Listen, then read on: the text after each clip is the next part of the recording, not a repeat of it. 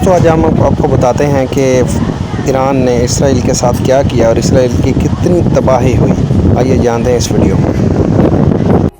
तो ये मनाजिर देखिए, ये हाइफा पर मनाजिर हैं और इनको फिल्माने वाले और इनको दुनिया भर में पहुंचाने वाले लोगों को जो इजराइल में रहते हैं उनके खिलाफ कार्रवाई की जा रही है कि आपने किसी सूरत इसको जो हमला कहते हैं, असल में हमला ये है, हाइफा की तमाम ऑयल रिफाइनरी इस वक्त शट डाउन कर दी गई है।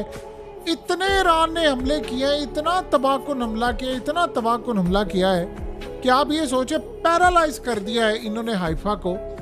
लेकिन इस सूरत हाल के अंदर ईरान के मामलात भी काफ़ी हद तक ख़राब है, क्योंकि डोनाल्ड ट्रंप ने इस हमले के बाद जो धमकी दी है वो बड़ी ख़तरनाक है। आपको पता है, एक तो डोनाल्ड ट्रंप ने ऐलान किया है कि आयतुल्ला जहाँ पर छुपे हुए हैं हमें पता है लोकेशन का, यानी किसी वक्त भी हम मार देंगे। और उसने कहा अभी हम मारेंगे नहीं, कुछ अरसे बाद। यानी आप सोचें, उसने यहाँ तक कह दिया कि अभी नहीं मारेंगे, मैं आपको आखिरी मौका दे रहा हूँ, सरेंडर कर दे। अब सीन ये हुआ है कि ईरान ने फैसला किया है कि उनके जो मिसाइल हैं उन्होंने धड़ाधड़ मारने, ये मिसाइल इस वक्त इजराइल में जाकर लग रहे हैं।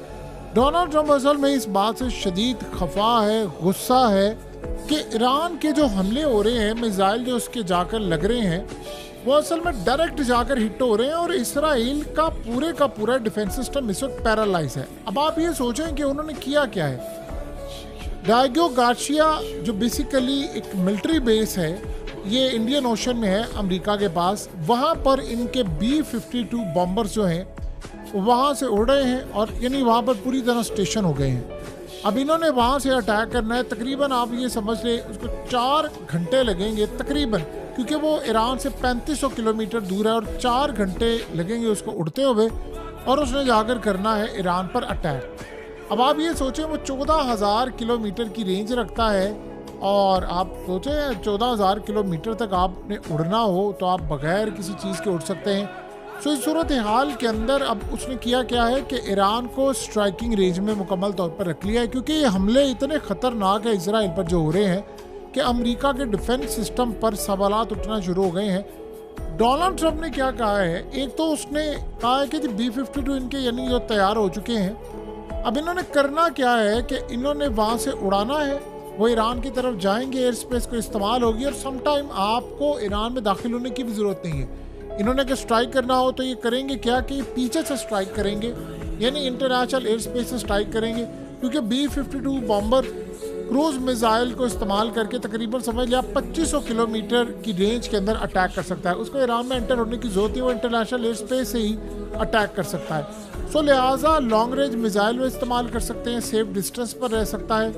और इस सूरत हाल के अंदर आप याद रखिएगा, ड्रोन्स, रिफ्यूल टैंकर्स, अवैक्स एयरक्राफ्ट, फाइटर जेट्स, यानी वो पूरी तरह इनको साथ अपने ले जा सकता है सपोर्ट के तौर पर। सो इस सूरत हाल में एक चीज़ समझ आ गई है कि अमेरिका इस वक्त पैनिक पोजीशन में है। डोनाल्ड ट्रंप ने कहा है कि ईरान के पास बड़े खूबसूरत तरीन डिफेंस सिस्टम थे, लेकिन हमने सारे डिसेबल कर दिया और इस वक्त हमारे पास ईरान की एयर स्पेस का मुकम्मल कंट्रोल इस वक्त हमारे पास है।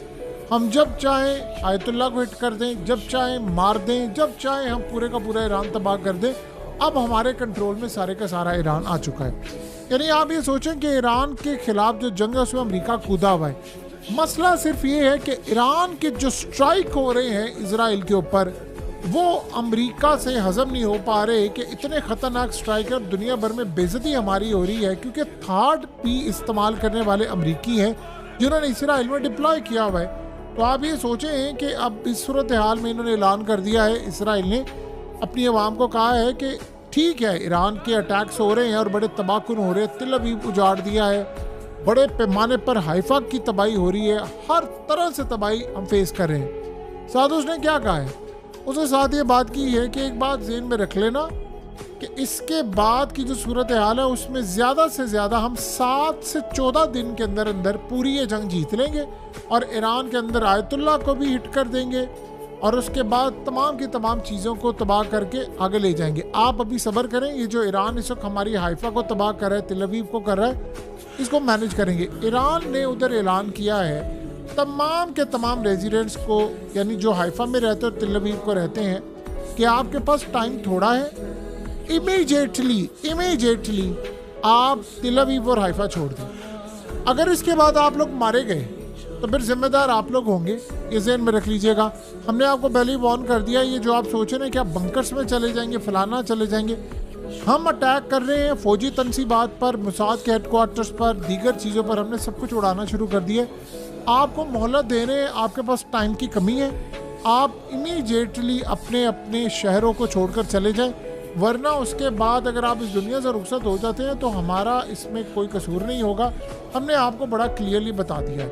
यानी आप सोचे हैं कि ये कह रहे हैं कि तेहरान को खाली कर दे, वो कह रहे हैं कि तेल अवीव को और हाइफा को खाली कर दे। तो लिहाजा अब इस सूरत हाल में ईरान की जानिब से कहा गया है कि अभी तक हमने जो स्ट्राइक किए हैं, जो आपको रात की तारीकी में स्ट्राइक नज़र आते हैं, जो तबाहकुन है, जो मार रहे हैं, उजाड़ है, और अभी जो दिन की रोशनी में इन्होंने अटैक किए हैं, ईरान की जानिब से कहा गया है कि अभी जो हमने स्ट्राइक किए हैं ये सिर्फ एक वार्निंग थी। असल ऑपरेशन और असल हमला तो अब हम करने के लिए जा रहे हैं, तो आपके पास टाइम कम है। आप जितनी जल्दी हो सकता है ये तेल अवीव खाली कर दे, हाइफा खाली कर दे, और इस उम्मीद के साथ यानी जाएं कि पीछे आए तो हो सकता है आपका घर भी सलामत ना रहे। तो इस सूरत हाल में हमने आपको बड़ा क्लियरली बता दिया है कि आपके पास टाइम कम है। अगर अपनी ज़िंदगी की आपको परवाह है तो यहाँ से निकल जाएं, वरना फिर आपको टाइम मिलेगा नहीं। इसराइल के पास ईरान के हमलों को रोकने के लिए इस वक्त कुछ भी नहीं है। यानी आप ये सोचें कि ईरान करता क्या है कि जो लो क्वालिटी मिसाइल हैं, जो ड्रोन्स है, वो भेजकर इनके सिस्टम को इंगेज करता है, फिर मिलता है उनको थोड़ा टाइम मिलता है, उसमें वो हाइपरसोनिक मिसाइल मारता है और रिजल्ट आपके सामने है। यानी अटैक ऐसे हो रहे हैं कि हमने आज से पहले ये अटैक देखे नहीं है कभी। क्या आपको कभी याद है कि इसराइल पर किसी ने इतने अटैक किए, और वो भी तब जब अमेरिका के, बरतानिया के, इजराइल के, फ्रांस के, दुनिया भर के डिफेंस सिस्टम इनकी मदद करें, मुस्लिम कंट्रीज तक मदद कर रही हैं। तो बताइए कि इस सूरत हाल में इसराइल उसके बावजूद हिट हो रहा है, तो आप ईरान के मिसाइलों की दाद देंगे। अब आपको ये समझ आइए क्यों पुतिन के जो मिसाइल थे वो जाकर एक्यूरेटली हिट होते हैं यूक्रेन में, क्योंकि वो ईरान के बड़े पैमाने पर मिसाइल इस्तेमाल करते हैं। सो अब हालात ये बता रहे हैं कि ईरान इस वक्त टारगेट कर रहा है, और उन्होंने कहा है कि असल में जो अब स्ट्राइक हम करने के लिए जा रहे हैं आप उसका अंदाज़ा भी नहीं कर सकते, और हमने इस वक्त जो अटैक करना है वो बड़ा ख़तरनाक अटैक करना है। और यही वजह है कि हमने अब जो मुसाद का, यानी एक तो मिलिट्री इंटेलिजेंस का सेंटर उड़ाया है, इन्होंने मुसाद का हेडक्वार्टर भी उड़ाया है, इन्होंने 8200 इंटेलिजेंस यूनिट भी उड़ाया है। तो ईरान असल में काफ़ी हद तक तो कामयाबियाँ हासिल कर रहा है, लेकिन ईरान के पास एक चीज़ की कमी है जो शायद इसराइल को एडवांटेज हासिल है। जो गद्दार हैं इसराइल के अंदर वो नहीं बन पाए, ईरान उनको नहीं खरीद पाया। लेकिन ईरान के अंदर इतने गद्दार हैं कि आज अंदाज़ा करें कोई एक आम इंसान अगर ये सोचे तो उसके ऊपर क्या बीती है कि डोनाल्ड ट्रंप ने कहा है कि मैं ऑप्शन दे रहा हूँ आयतुल्ला तुम्हें, कंप्लीट सरेंडर कर दो, तुम्हारी पूरी फ़िज़ा हमारे कंट्रोल में है, और हमें पता है तुम कहाँ पर छुपे हो, हमने किसी भी वक्त तुम्हें मार देना है, तो अभी नहीं मारेंगे बाद में मार देंगे, हमें पता है, हम तुम्हें मौका दे रहे हैं, सरेंडर कर दो। यानी आप अंदाज़ा करें कि जब आप किसी जगह पुतिन को ये नहीं मार सके, 20 हमले किए इन्होंने, उनके अंदर भी गद्दार है, लेकिन वो इस लेवल के नहीं जो ईरान में है। तो आप सोचें यूक्रेन की जंग में इन्होंने कितने हमले किए, रिसेंटली उसके हेलीकॉप्टर पर भी हमला किया, तो वहाँ पर भी ये कोशिश कर रहे हैं। लेकिन सवाल ये है कि ईरान के अंदर आर्मी चीफ से लेकर आयतुल्ला से लेकर तमाम लोगों को ये टारगेट करने जा रहे हैं, तो बाकी सूरत हाल क्या रहेगी। हालात इस वक्त काफ़ी ज़्यादा ख़राब है, और मामला ये है कि इसराइल से मिसाइल रुक नहीं पा रहे, और वहाँ पर इन्होंने फ़ौरन मीडिया को कर दिया है बैन कि आपने किसी सूरत कवरेज नहीं करनी, आपने बताना नहीं है कि हमारा नुकसान क्या हो रहा है। अब आप सोचें कि आज मुसाद का यानी पूरा एक सेंटर तबाह किया है, 8200 इंटेलिजेंस यूनिट तबाह किया है, सोचें इसके इर्द गिर्द कितनी सिक्योरिटी लेयर होगी। आप दुनिया को 1000 दफ़ा ये कहते रहें कि वहाँ पर कम लोग थे या लोग नहीं थे, हमने खाली कर लिया, आपने पूरी बिल्डिंग तबाह हो गई। यानी आप सोचें कि इजराइल को बड़े पैमाने पर ईरान खंडर कर रहा है, लेकिन क्या इस सूरत हाल में मजाल है कि ईरान के मिसाइल रुक जाएं? ये नहीं रोक पाए। जिस तरह इन्होंने हिजबुल्लाह के मिसाइल, देखिए यमन मिसाइल मारता है, इसराइल रोक लेता है, ईरान के मिसाइल इसे नहीं रोक पा रहे, वो टारगेट पर लगते हैं। उन्होंने जो मिसाइल यानी रुकवाने होते हैं, बैलिस्टिक और पुराने ड्रोन्स वो भेज देते हैं, और जो मिसाइल इन्होंने हिट करने होते हैं वो उसी मिसाइलों की दारिश के अंदर एक हाइपरसोनिक मिसाइल आता है वो जाकर हिट करता है और सब कुछ तितर बितर करके रख देता है।